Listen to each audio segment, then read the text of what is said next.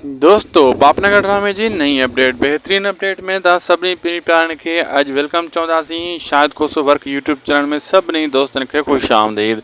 दोस्तों पापनगर ड्रामे में काफ़ी दोस्तनि जा कमेंट अची रहिया आहिनि। हर माण्हू इहो लिखी रहियो आहे अदा हाणे मल्हार कोई एक्शन खणंदो या वरी इहो ईअं ड्रामो हलंदो रहंदो, ड्रामे में मज़ो न आहे रहियो, हीअं आहे हूअं आहे, ॿियो को भलो ड्रामो हले कोन थो। कुझु अहिड़ो ड्रामो ॿुधायो जेको असां ॾिसूं वञी, जंहिं ते असां इंजॉय कयूं, टाइम पास कयूं।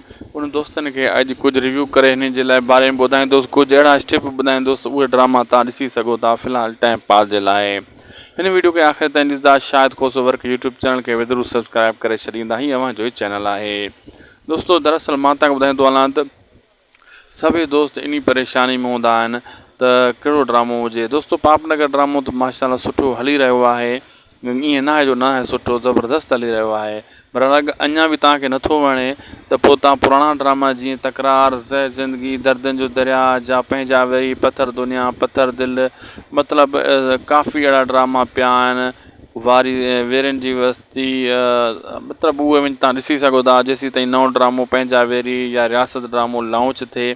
फ़िलहालु तव्हां उन्हनि ड्रामनि खे वञी इंजॉय करे सघो था, इन में को हर्ज न आहे। बाक़ी सभिनी दोस्तनि खे अर्ज़ु कंदुसि त अगरि तव्हांखे नए ड्रामे जी अपडेट करे त पोइ हिन वीडियो खे मथां लाइक कयो, महिरबानी कयो, लाइक कयो, लाइक कयो, लाइक कयो। तव्हांखे नई अपडेट ॾियां, अञा ताईं लाइक न कयो आहे यार, वॾी ॻाल्हि आहे। त तूं मुंहिंजी वीडियो ॾिसे त पोइ बि लाइक नथो करे, महिरबानी कर लाइक कर। हलूं था, तव्हां लाइक करे छॾियो, लख कुर्ब तव्हांजा। दोस्तों नवां ड्रामा त इहे ॿ ई अची रहिया आहिनि, रियासत ऐं पंहिंजा वेरी, ऐं ॿ ड्रामा ॿिया बि आहिनि नवां अचणा आहिनि, पर उन्हनि जी फ़िलहालु उन्हनि खे वॾी लेट आहे। हीअ अपडेट उन्ही ड्रामे जे लाइ न आहे।